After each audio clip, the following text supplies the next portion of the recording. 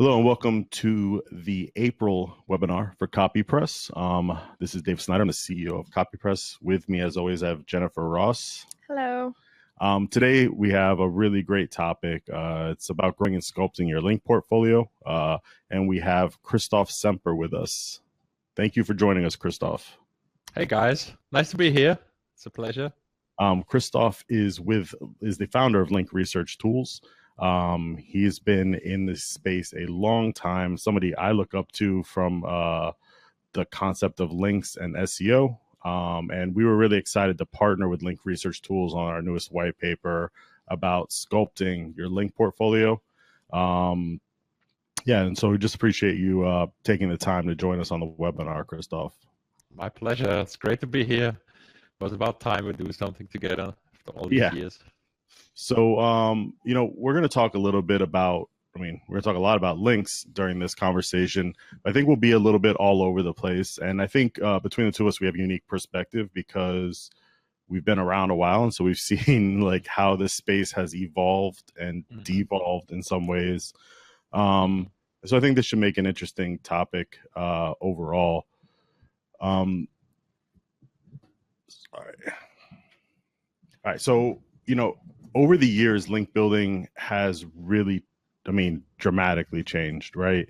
For me, I think back to when I started talking to people about JavaScript injection and footers and the things that we used to be able to get away with. And link building, it's interesting, has almost become a no-no term, right? Now people prefer to call it content marketing or whatever else they want to call it. Content marketing for the links.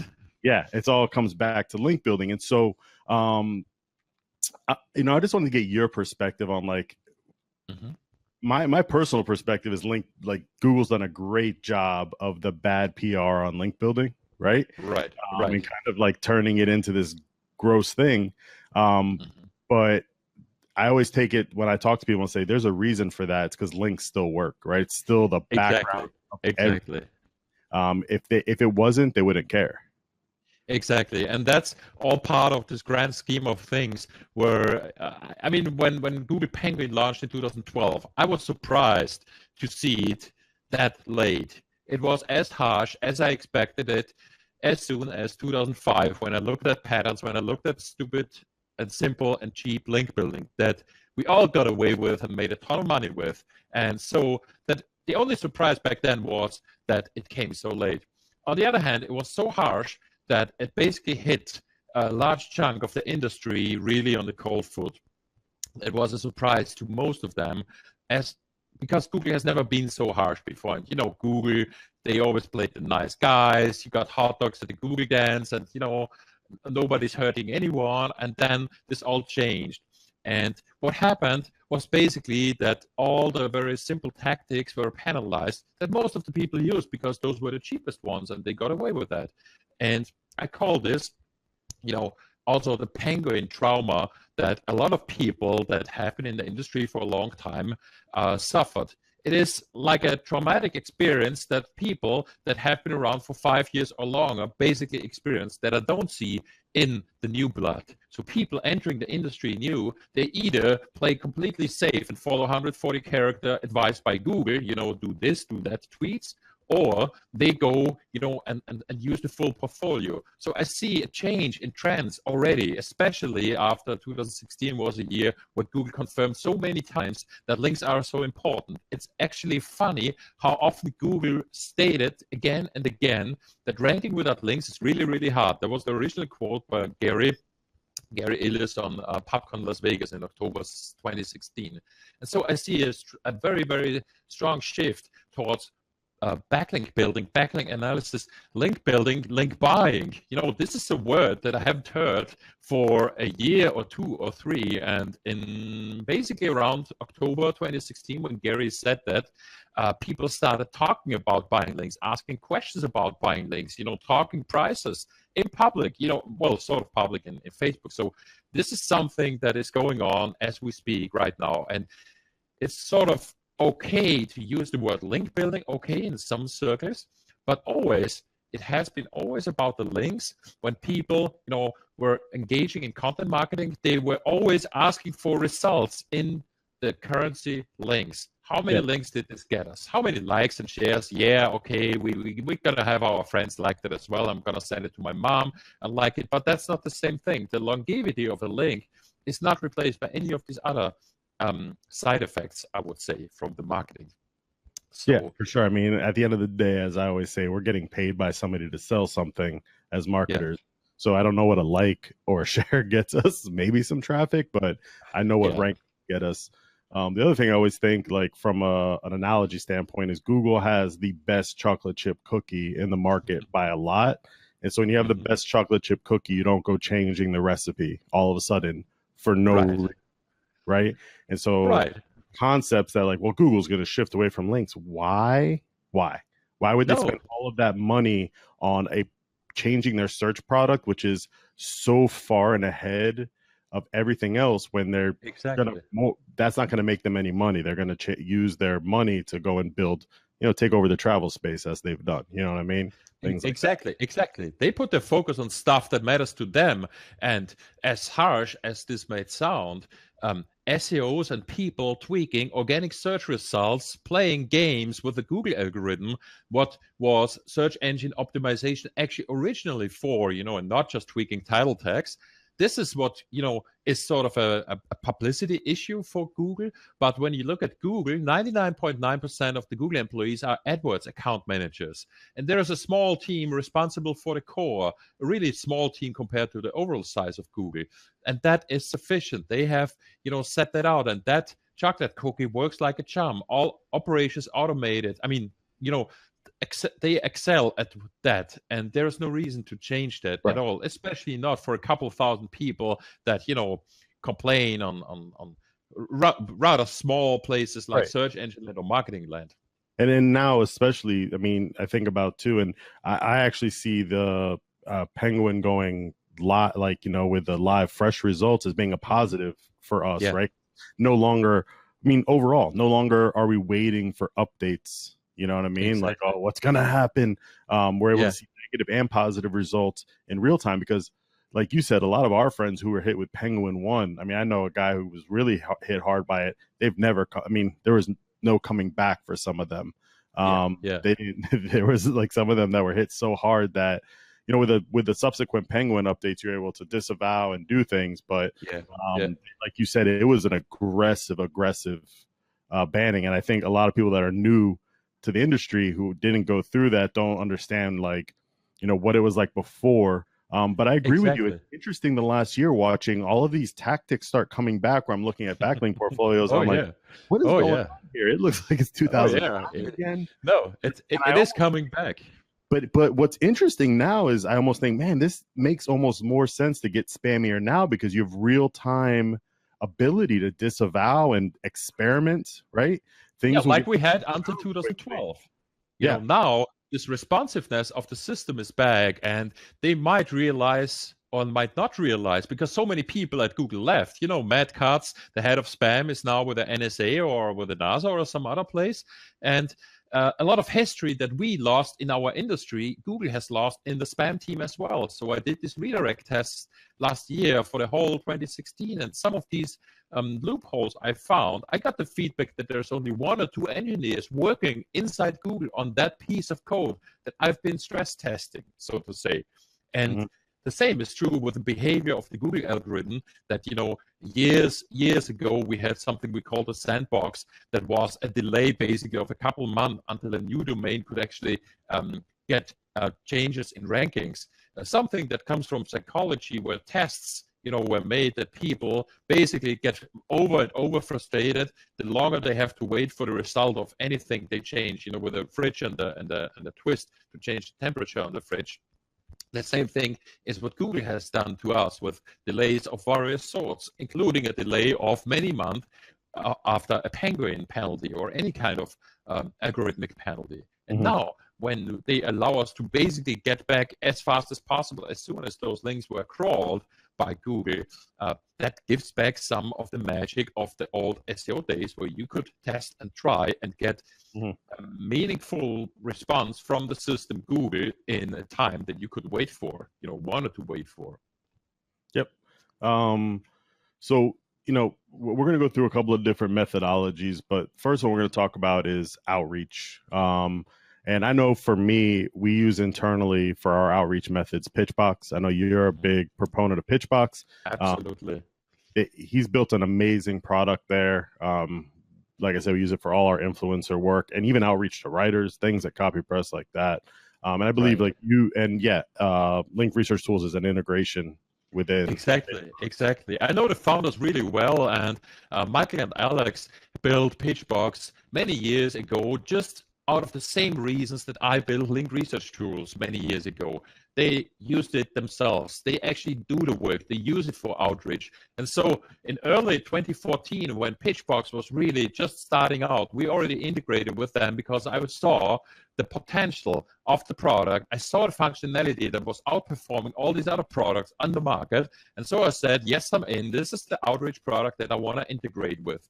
And so for over 3 years now, you can use Link Research Tools to find places where you want to build links, you find competitors, you find where you want to remove links, and then send all of these opportunities, basically the places with the links or not the links, to Pitchbox to outreach automatically with a fantastic sequencing that they have that is what I would call intelligent sequencing and customization. And the magic here is in the combination of prospecting, of finding the places to get the links for, and also the best in breed product for outreach in Pitchbox. I'm super proud of how well they developed and that we integrate with them for such a long time. So that's something really best of breed to recommend. From a conceptual standpoint, like one of the things that's mentioned here and in the white paper is guest posting. And so that's another interesting topic for me because 2 to 3 years ago, there's a bigger uproar about, guest posting being bad. It's always interesting when Google comes out and says something. I mean, they know what they're doing, right? And so everybody too in our space, well, not everybody. Certain people take it as an absolutist statement, right? So they come out and they say guest posting's bad, and then it's like everybody's like, we gotta stop guest posting. And that's not exactly what they were saying. They were saying irrelevant guest posting on irrelevant sites. Poor.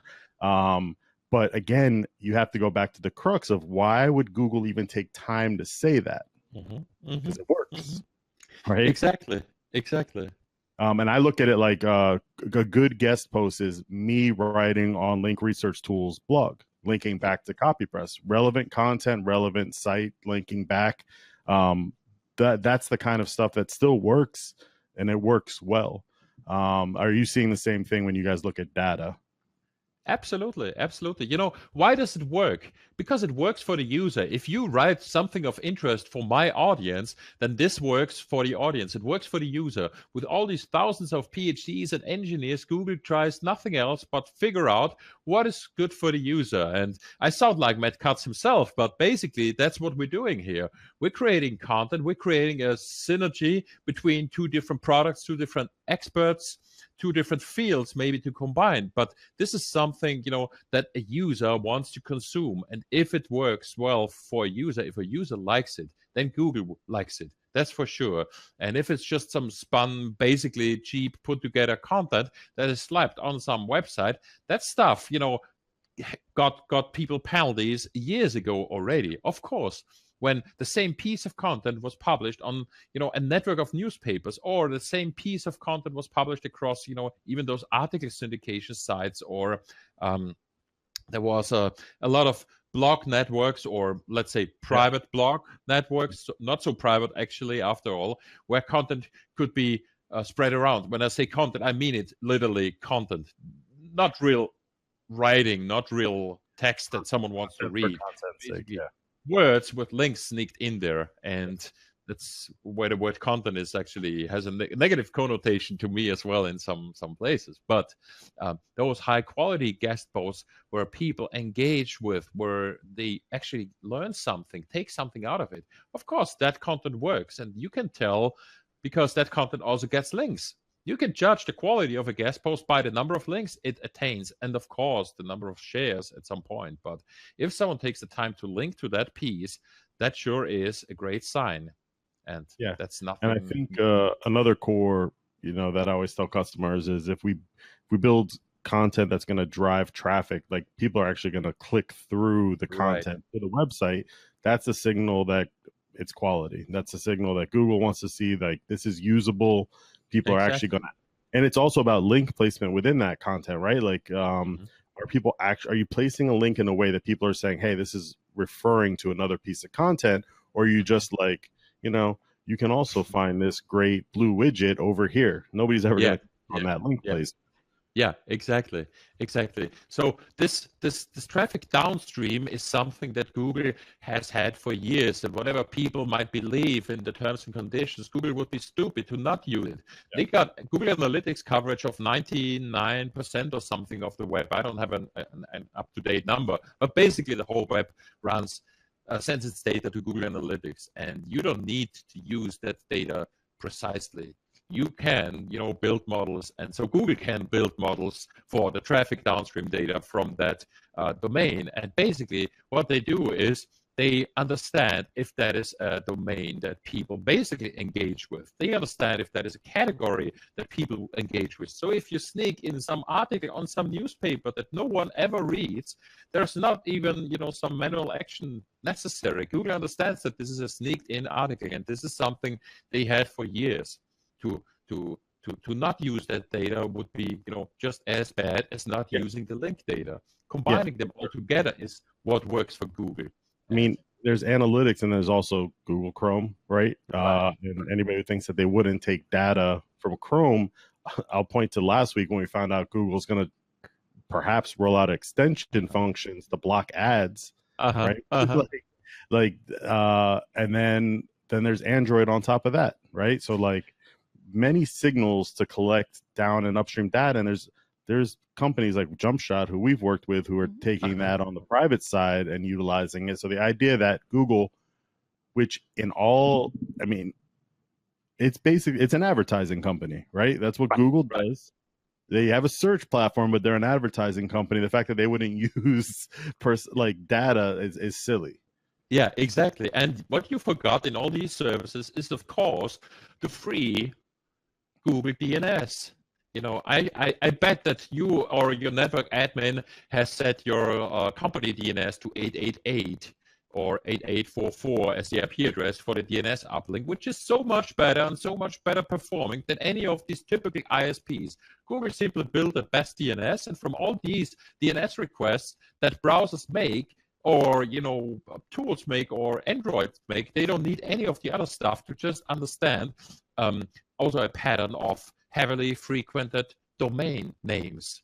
And yeah, that's basically what they had for years as well. So that's yet another piece in the puzzle. Google Fiber long term, right? It's like you just keep naming the things that right. People are like, oh, Google Fiber, that's really nice of them to roll out this cheap fiber option. Exactly. Let's not forget Gmail. I mean, they're not reading your email, but they need to parse it, and then they need to make sure that the domains are linked correctly. So, they detected some domains mentioned in the emails on highly anonymous. What they're doing or not doing, we don't know. But like the news that came out this weekend with Uber about using Unroll Me, right? Like to be able to collect that. I mean, the fact that there's other companies that are able to do this stuff should automatically make you think, Google's smarter than these companies. Yeah, exactly. Yeah, exactly. So you mentioned this, monitoring who's already linking to you, websites that are linking to you naturally, to use those to open doors, but also who's linking to the people that are linking to you, right? Like that co-citation strategy of, all right, like here's the links you have, go find new things. You guys built a contact finder app allows you to find emails and people that are linking to you. I wanted to know, like, how are people effectively utilizing that to find new opportunities? Exactly. And don't forget, you also want to throw in this little competitive research aspect here. When you can monitor who's linking to you and linking to you indirectly, you can also monitor the same things for your competitors. And whenever your competitors get a mention left or right, you want to pick up the phone as soon as possible to make sure that you can close a deal with that same guy, or you can get your link mentioned because they simply didn't know about you. If you're a small, a new kid on the block, this is the best strategy. Just follow the big guys and, basically mention your name whenever you can. If you do that 10 times, you get 5 new links. Right.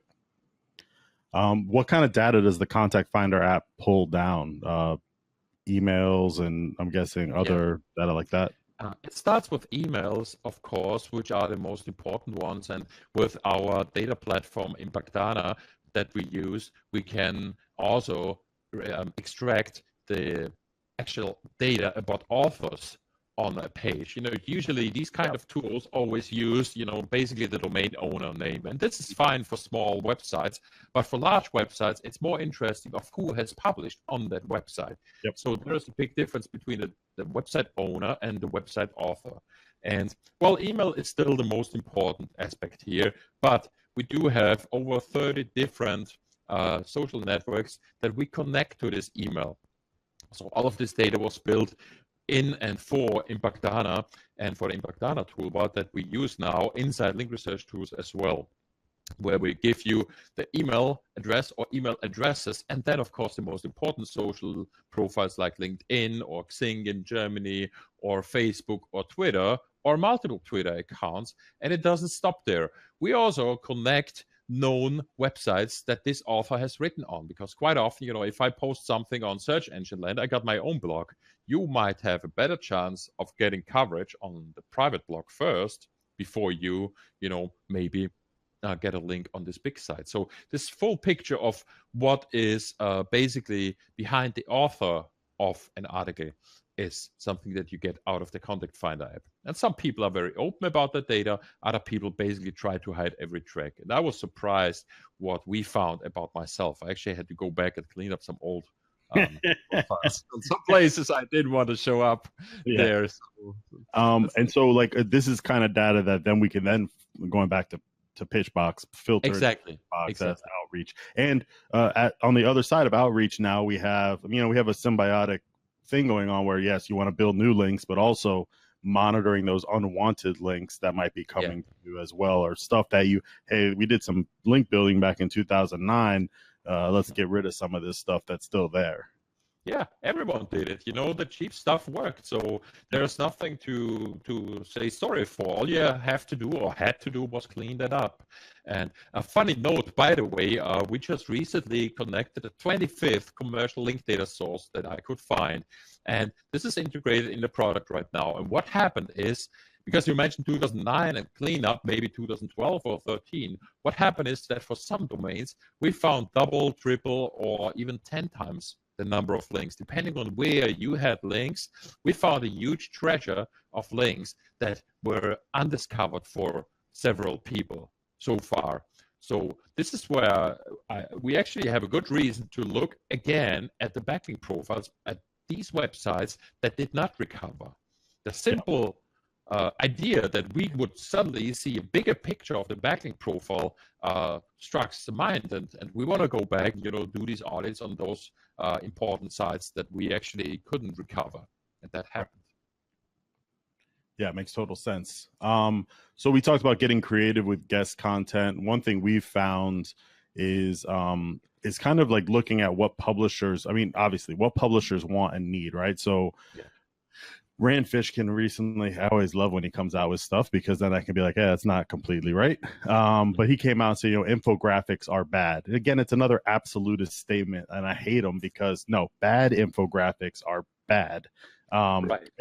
good content is good, right? Yeah, Like, exactly. and so we create, as an example for us, we create really good infographics. We don't do the embed codes that are shady. We just do intro headers to get links, or people naturally, what happens is we publish it on our site, people naturally link back to where it's originally published. I Yeah, don't care right. what anchors come with it. You know what I mean? Like, Yeah, I want relevant resources. And so there's other ways to do this. Like if you have a photographer in your company who can take really great pictures, that then you can allow people to source those images, because stock photos are pretty terrible. That's a right. great digital media resource. Or again, just writing really great pieces of content that people are going to find useful. One strategy we're seeing a lot of value from, and I wanted to get your opinion on, is just straight up article syndication, not old school article syndication where you'd put it on like, you know, some article listing service, but like we take articles Mhm. and we will post, like we'll go out to 20 people and be like, hey, we're syndicating this article out to these 20 sites. And you know, the old school mentality is like, well, that's duplicate content. Right. It's the same content, but it's not, it's, you know, it's not the same as when you have duplicate content across thousands of pieces, right? Right. And what we're trying to mirror is the strategy that basically news media has done. The AP does this, right? They one news story, 20 different Mhm. pieces. AP is going to rank for that stuff as well. Yeah, yeah. Well, chances are that maybe one or two of those 20 would rank for the content. The question is how much work is involved in creating that content piece, and Yep. what if you would actually put a red canonical on all or most of them, if that would Yep. be possible to attribute back to the original source.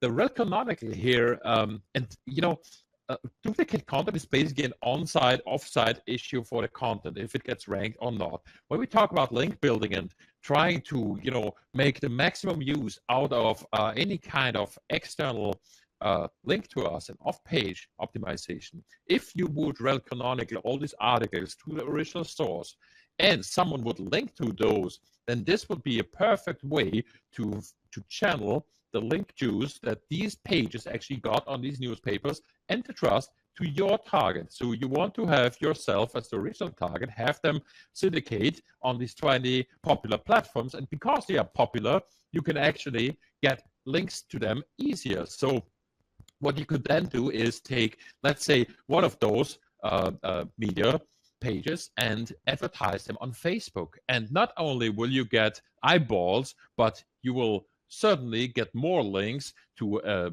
popular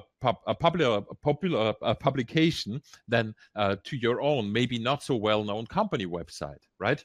And if you use micro targeting, create micro segments on Facebook for, let's say, only chief editors or journalists on other papers, they might actually pick up the story from this other place that wrote about it, from this other publication, and say something like, hey John, did you see these guys write about Chicago blah blah blah thing? I think we need to write something about them tomorrow as well. And that might actually work because you're creating some fuel, some fire inside the journalist community with that, and that would give you extra link power for Let me sure. ask you about cross domain canonicals. Are you seeing Mhm. them work properly? Oh yeah, oh yeah. Like on a one-on-one basis, and not just for site migration purposes, but like syndication Mhm. specifically.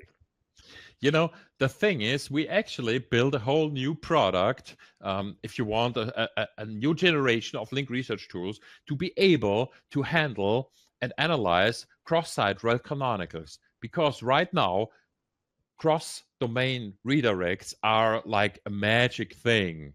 And red canonicals are even harder to find, harder to analyze. And we couldn't do that.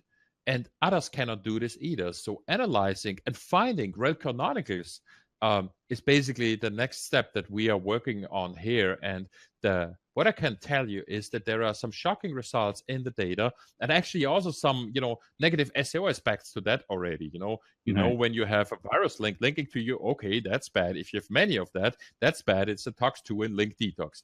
But for redirects pass penalties since 2013. And what I don't know yet is, do rel canonicals pass penalties as well? Because they're basically redirects, but Right. just for the bots. And visualizing that data, calculating on that data is something that we do right now. Why? Because this is so important and so overlooked. And it's so overlooked that I think even inside Google, no one is aware of possible implications, because Rel Canonical was never built for tens of thousands of cross-domain Rel Canonicals, or for one domain, some that we've seen. And so I would expect a couple of things going wrong or loopholes in that space for sure. Okay. Yeah, that's interesting information, and I think it's because Google doesn't have some of the people that we know working there. Yeah, Can, exactly, poke those holes up and be like, "Hey, wait a minute, somebody might not use this for good intentions." Yeah, like the typical engineer would say, why would somebody do that? Why would somebody mess with my beautiful algorithm? That was the original reason why Matt Cutts stepped out of the dark and became the Google guy, and then basically Matt Cutts for webmaster relations. And the thing is, I think over time, webmasters and SEOs understood the difference between webmaster relations, handing out good tips, and spying out information, and that sort of separated the industry a little bit. So we're going to talk a little bit now about so like we talked about outreach topics really quickly. I mean, there's lots of methodologies for outreach, right? Right. And it's funny, like, again, something every single year somebody says this doesn't work anymore. I mean, widgets don't work anymore, this, that, and none of it ever stops working. It's just that, if you're doing stuff archaically, like, keyword stuffing in terms of anchor text manipulation, like, yeah, that stuff, there's filters in place now. Google's figured that out. But in terms of an overall methodology, I think there's tons and tons of quality methodologies for outreach. Want to talk a little bit about influencer marketing, because it's another one of those things where I don't think people completely understand. And it's what you said, right? Like being able to use the contact app to say, okay, yes, getting on Engadget or Marketing Land is great, but what about building a relationship with this author who then has access to 20 more sites, right? Being able to go after the people, I think traditionally, especially from a link building side, I've seen influencers as being the publications, but I think more and more there's power in going after the individuals creating the content. Exactly. Who are the people who actually link to you, who actually write about you? Even if they do nothing but write about you and put your name there with a domain name, that could be seen as an initiative for someone else to link to you or visit your site. And influencing those people is what you want to do. This is why, we try to extract the author information and not, legal at verylargenewspaper.com. Right. Yeah, for sure. And, creating these lists of, and this is like traditional stuff like, hey, I'm in an industry, so you know what? I want to influence these people, not just emailing them to influence them, but you know what? Ego bait works really well. Top 33 SEOs of 2017. You see these lists pop up all the times, right? Exactly. Going after the news outlets, but again, more so, I think going after the individual author based on what they follow. Those are the methodologies that I see working really well. Yeah, you want to take your time for that. Nobody wants to get pitched, wakes up in the morning and wants to link to up to 10 random people that email them. Right. I think that's where using social media can be a quality, building those relationships, sharing articles that they share. And, the point of this slide, going after people that are logically big enough, right, that they're going to share what you're doing. So going after Elon Musk to be like, hey, I'm going after this influencer, he has no time for you. Like, let's go after a smaller tech influencer that might actually write something and link to you. So that there's quantitative results at the end of the day, and not just a bunch of actions that didn't result to everything. Right. One of the things I wanted to touch on was what are your thoughts? So like we do a lot of work with influencers, right? And so let's say product giveaways, right? You give a product to a blogger and you say, fully disclose. We want you to fully disclose that you receive this item per FTC rules in the US. Okay. Yeah. But I'm not a big believer in telling a blogger how they should follow or no follow links on their site. That's their Exactly. website. Exactly. Do you use, like, I personally feel that is a good link building strategy.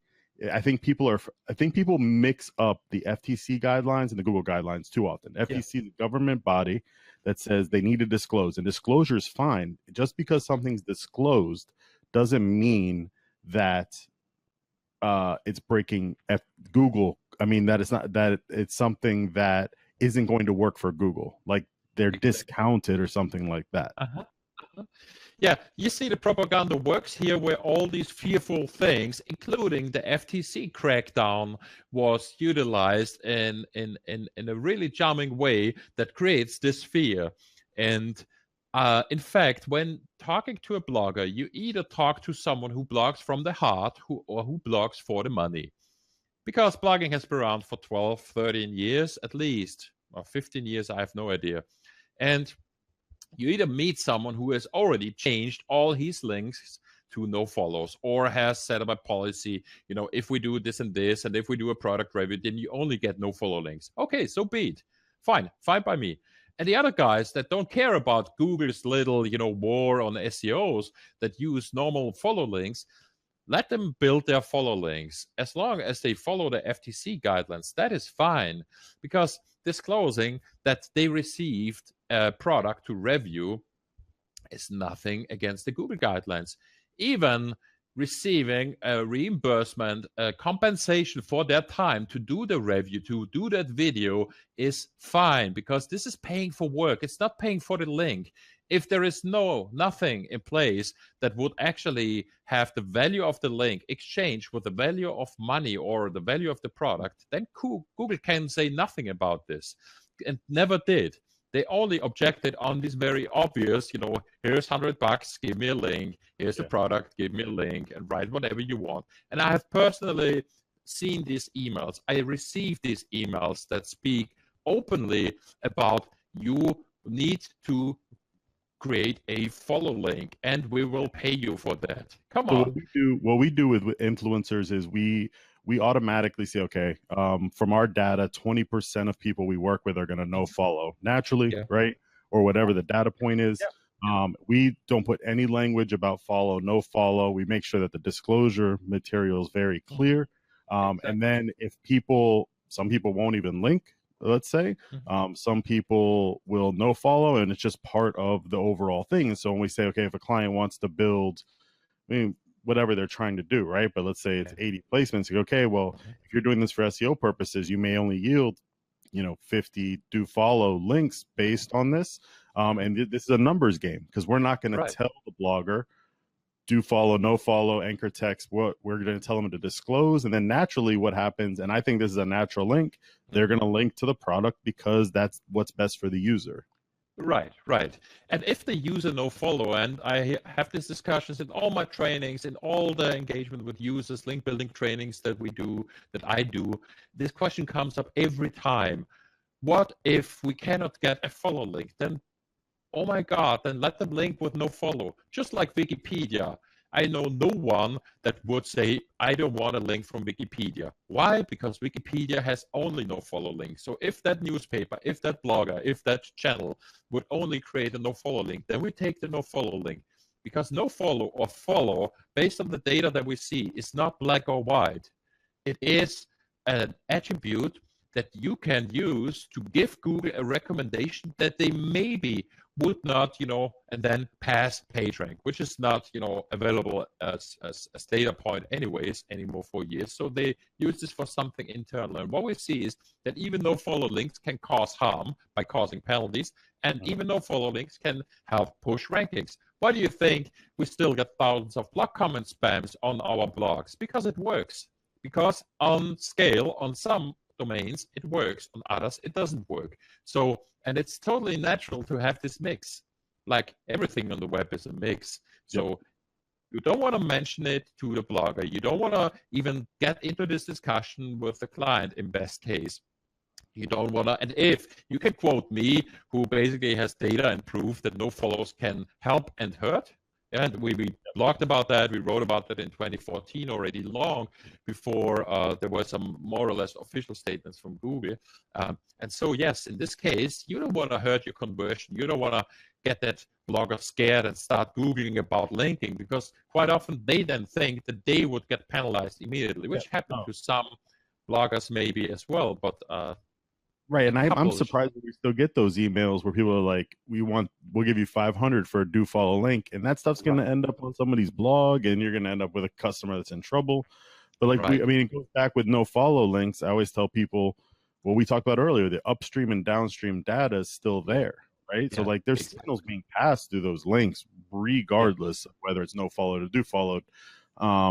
But you know, it's a numbers game, and it's a part of the natural portfolio as well. So and then keeping all of this data around, like, hey, you know, we never told them this. Emails, like, this is what a natural outreach program looks like, right? This is what the new natural outreach programs look like. So let's talk a little bit about link management and cleanup. So since the new Penguin is an ongoing part, I mean, how often are you telling people that they should be looking at their website for new links? And do you give them, so like I know really large companies that just disavow a certain percentage of their links every month, right? They're companies that aren't even building links per se. They're just disavowing some of the lower end stuff because they don't need it and might as well just be disavowing. What are kind of your rules? I know there's not a one size fits all, but you know, a general guideline. You know, you really want to judge this based on what you see in your industry, but it starts with seeing what's going on in your industry. So, for instance, the link alerts are set up by default to go out every week to alert our users of link research tools about new links that they got, which could be bad links as well. And based on that, you could easily implement a weekly disavow workflow. This is something that I would recommend in all the very risky niches that have high potential of negative SEO. And this is not only poker, pills, and casino. This is not, you know, the high margin business of, you know, scammy sneaker fake from China.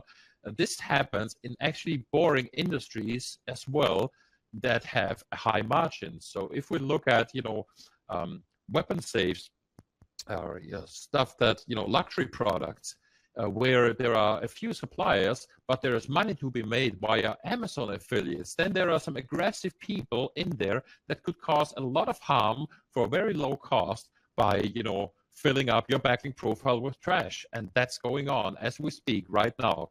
So it really depends on which market are you in. And this example that I'm thinking of is actually in the German market. It might be very different in the US market, might be very different for the UK market. But I would say a good measure is to review everything in your backlink profile once a month. If you do it once a month, and maybe this also has to do with the periodicity.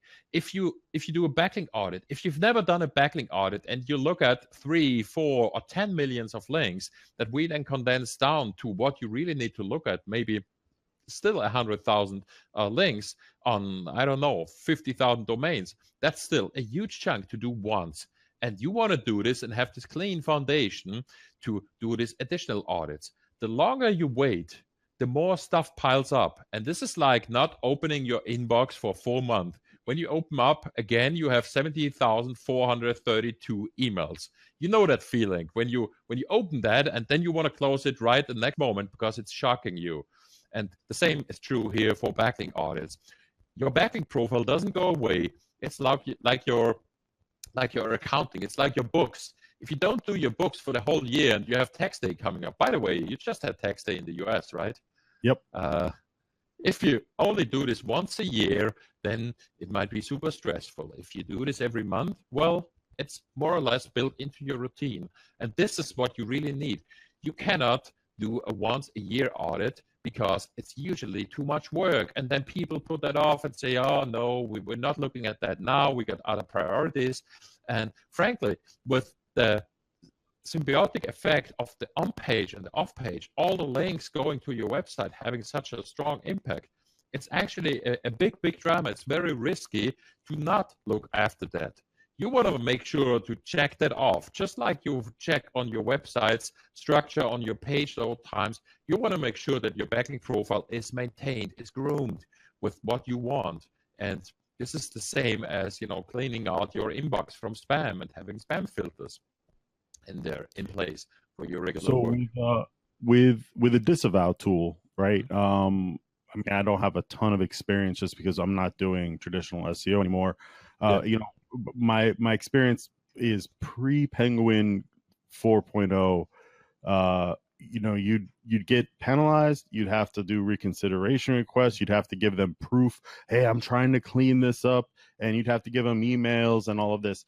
With Penguin 4.0 being live now, is the disavow tool essentially allowing you to, hey, I'm cleaning this up in real time and see things pop back in quicker, or are you still having to go through those, reconsideration pieces? Now, there's two things that we're a little confused here. We actually have two types of penalties, or two types of actions that Google takes. The one thing is a manual action, where you have to do a reconsideration request, and they say you need to remove the links, and you want to remove the bad links anyways, and you have to appeal, and you have to send them a long list of links that you removed. And by the way, there's a function inside Link Detox to actually create a list like that really, really fast. So manual actions can go away really, really fast because you're talking to a human. So take that with a wink, with a little trick that's hidden in there. But the real nasty thing was Penguin, because it's all algorithmic and it's not easy to trick that. And it's actually building up over time, and you do not get a notification. If you do have a Penguin problem, you do not get a notification, unlike the manual action where you received an email. You do not have someone to appeal to. You do not have someone to talk to ask questions. And whatever you do, you need to fix it in the algorithm. And therefore, we got the disavow tool already in 2012, late 2012. And using the disavow tool was always required and recommended. And we got rid of manual actions, many manual actions, by only using the disavow tool, where it was not required to remove links. It's still recommended because, whatever goes wrong with the disavow, you want to get rid of those links. But using both the disavow tool and reaching out for removal is the recommended action. You can use the disavow tool on Penguin problems. And the problem here is both the disavow tool for the manual action or the disavow tool for the Penguin action is only just uploading this list of domains and links that you don't like to the Google Search Console. And that's it. What they then do is, from this little tool server, they send the disavow file to the tens of thousands of crawlers. And those crawlers, it takes roughly 2 days until every crawler has this information. And only when these crawlers crawl your bad links, the disavow file actually gets into effect. They do not reprocess your whole backlink profile in real time. Never did. They didn't do it before, and they don't do it now. When they say real time, they say that as they crawl the web, they process the disavow, they process the Penguin signals for one single link. So the impact of the disavow tool was always only when the link was crawled. But now with the real-time Penguin, the impact of their calculations, which means recovery or drop for you, is also immediately after enough links were crawled. So if you imagine you have 1,000 links, you need to make sure if you disavow 100, that all of the 100 get crawled. And actually, that is not so easy. There were some cases where we had to wait up to 9 months. And this is why we built Link Detox Boost to actually speed that up, to make sure that those links that we want crawled get crawled. We force the Googlebot basically to visit those in a way that is better than just waiting for them to accidentally get crawled. Yeah, because Google, like I said, they don't have a real priority to clean the web from spam. They just did what they had to do to scare a big chunk of the industry and to make clear that if it gets too wild, if it gets too outraged on the SEO side, that they take action. But the reality is the priority of SEO and organic spam is something fairly low. So they won't, just because you upload a disavow file won't change the priorities of how these crawlers work for you. They just don't do that. And yeah, so we found a solution to that in 2013 already with the Link Detox Boost, and the Penguin 2.1 update back then was really a harsh one as well, where we could basically see the effects of that really, really I quick. mean, and then keeping it clean, like you said, a weekly to monthly basis, then you should have less of an issue of you should have less of a possibility of getting into a penguin issue. Right, right. But then you're also not waiting around long term. You're keeping things pruned and clean without all of that. Exactly, exactly. The stuff piles up basically, and if you don't clean your house for a long time, well, then it's so much harder to get it clean. You want to keep it clean and not have bad stuff pile up after Yep. this initial cleanup. So one more thing on just maintenance, and this one I see with e-coms a lot is link redirects. Right. On a small scale, right? You have a blog. There's not going to be a whole lot of opportunity, but like let's say one thing we do is we actually update content. So let's say in 2015 we wrote a piece on the top 15 WordPress plugins for XYZ. It does great traffic. We want to update that piece. We'll do a redirect or canonical, but probably redirect so we keep the URLs clean, and push it to the new piece. But where this gets touchy is huge sites like e-commerce portfolios where you have new product coming in to replace old product, right? And so now all of a sudden you have a situation where you need to maintain thousands and thousands of URL redirections on an ongoing basis. How can link research tools help with that? Well, to be honest, on an e-commerce platform, the replacement product should automatically be redirected. If that is not the case, I will certainly question if the e-commerce platform is right for thousands of links. But things change over time and problems happen. And we got a tool just for that called Link Juice Recovery. And we could also call it a website relaunch tool because it's applicable to an e-commerce site or any type of blog, even if it only has 10 pages. I guarantee you those 10 pages had different URLs 10 years ago and got links for contact.html that got forgotten at some point, and you got the strongest links of the world to this broken page, and you don't even know about it.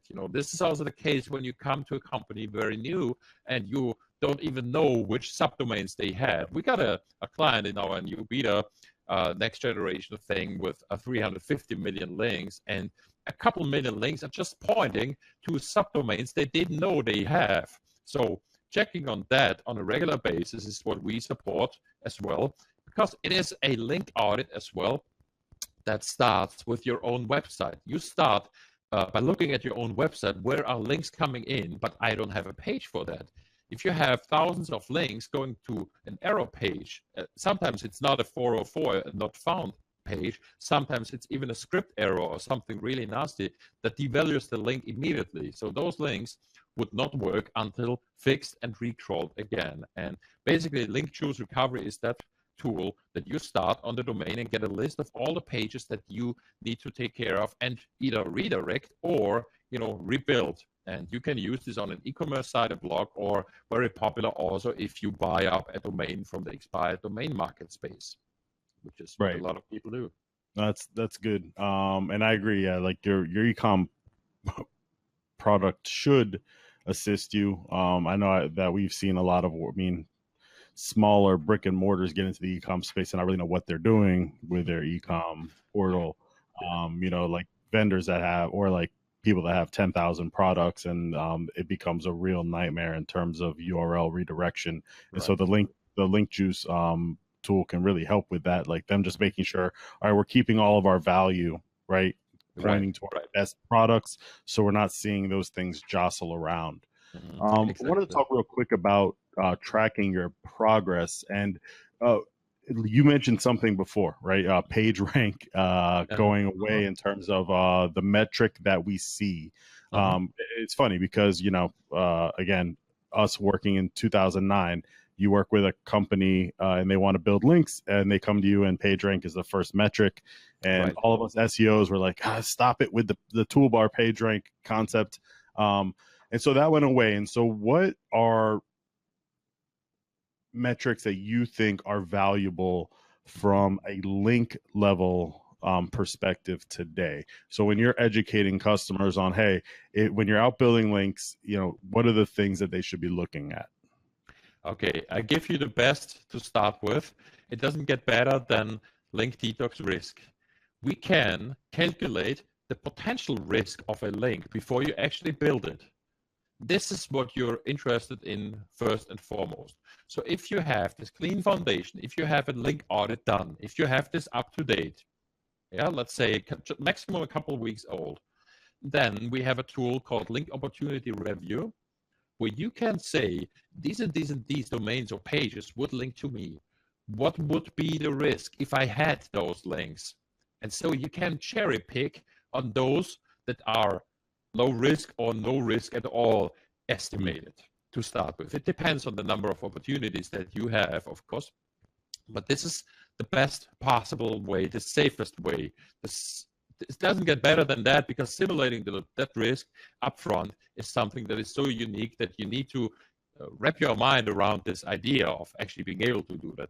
Something that is easier to do and takes less resources, and we got browser extensions, browser toolbars for that, like we had for PageRank, is power and trust. Link Research Tools has developed a two-metric system with power and trust, where we measure the power of a link, which could be compared to what PageRank was, and the trust of a link. And the important change here is that we suddenly look at two dimensions. I give an example where this is not the case. It is the Google PageRank. It only measured the power. And I give you another example, very popular in the States, in the United States actually, is Moz. You mentioned them before. They have what they call DA and PA. It's called Domain Authority and Page Authority. Well, authority in this case is a trust metric as well, like our stuff trust, but only on a page and domain level and only in one dimension. But here's an even bigger problem. It is calculated on a way small index. If you only have a small index and you try to calculate whatever you want on that, it is, well, as useful as Moz DAPA. It's too nice. And this is why link sellers love this metric, because you always look great. Your links always look sellable with Moz DAPA. It was actually a metric built for link sellers or link builders to prove to their clients that, they did some great work and basically the link is worth the money. But if you have two dimensions, and we got a whole, case studies and videos and all that, it's everywhere in link research tools. If you suddenly have two dimensions, you can understand the difference between a link that looks weak and a link that looks weak on a very trusted domain. Let's say a sub page of a very strong university, where you understand the value that you have there if you would give this some more little cheap links. So it helps you in your grooming of your backlink profile and improving your existing backlink profile with stuff that you already have. And using these metrics, starting in 2012 when we introduced them, we were able to spot those links responsible for penalties in no time, in seconds. So basically, this is the base technology behind Link Detox. And using Link Research Tool Power, LRT Power, and LRT Trust is what we use across the board. We have these available even in free browser extensions. We have them available in a SERP overlay, and of course everywhere in Link Research Tools. The thing is, for link sellers, this is a pretty harsh metric, because basically whenever Moz DAPA looks kind of okay, we might say something very different about that specific link, because we look at this large data set, the index that is so much bigger than what Moz is calculating it on, and that is basically the difference. But yeah, having the two dimensions to place that link in strong and trusted, or strong or trusted, is so much better than just having one dimension. It's basically like switching from, black and white TV to 3D virtual reality and understanding what a link is about. No, it makes a lot of sense. And yeah, we do see DMPA being the, again, it's kind of ingrained in the US from the marketing side. And yeah, I agree with you. I think anytime you have a single metric finding what you're looking for, you're going to run into issues. That's why we have almost 100 in Link Research Tools. Yeah. Yeah, because then you can get granular. Like I like Yeah, multiple. Like, hey, this might not be a great DA site, but let's say it's in the travel space, but this is a blogger who their blog, exactly. they're writing really great content. They've got a social following people, and it's not a big DA. Why? Because they just started it 6 months ago. The blog. Um, Exactly. but you're not going to take that because of a DA No, requirement. That no. doesn't make any sense. Absolutely no. I give you a final and fourth one that is also easy to get, and we have that on our toolbars and browser extensions as well. It's called link velocity trend. Link building has always only worked if it was done in a constant manner.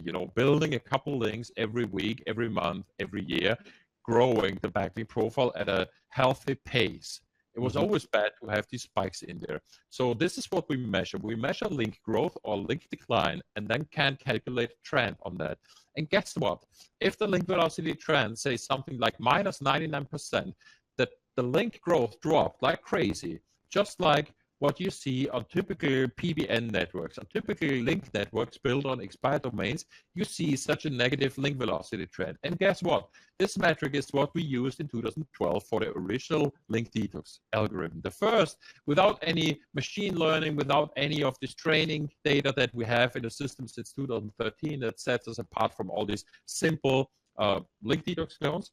Link velocity trend was already so helpful to find abandoned websites. So that new blog that you mentioned, the travel space that has whatever a bad metric on the links, if this shows a very positive trend in link velocity, a good link velocity trends means this is a website that is deemed to succeed. This will be successful because it looks like he's doing great stuff and he's earning more and more and more over time. And this will naturally lead to a great website. You want to have your link on websites that will be stronger in the future, not weaker in the future. And we Right. can foresee this with link velocity trends. Yeah, so you can invest in link building that will be like more fruitful now, Exactly. but then more powerful 6 months, a year from now. Uh, Exactly. right. So Exactly. like imagine getting your link on TechCrunch when it first launched. Yeah. Yeah. Um, Exactly. Exactly. so really appreciate your time. This was a great talk. Lots of Thank you. stuff covered. Again, when Jen does the white paper go live? It is live right now.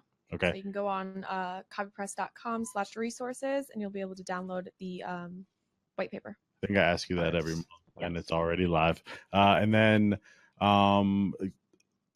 Christoph, did you want to mention where people can find Link Research Tools? They can find you. Yeah, it's simple. It's at www.linkresearchtools.com. It's everything about the product, and you can find me there as well at the /hello, linkresearchtools.com/hello, or reach out at feedback@linkresearchtools.com. And if you just Google my name, Christoph C. Kemper or Christoph Kemper, you would find me in a couple places on social, and wherever you meet me there, just make sure you hit on ping me, message me, and we can take the discussion further to any other Okay. channel. I'm basically everywhere. Jen, what is next month's white paper? Our next white paper is going to be on the benefits of open source software, and we're partnering with Cheeky Monkey. Okay. And then after that, June is influencer with Yep. IntelliFluence. Yes. Okay. Again, thank you, Christoph, for joining us. Thanks for sharing so much great information. And everybody, listening to this, go check out Link Research Tools. Thank you. All right. Thank you very much. Bye-bye.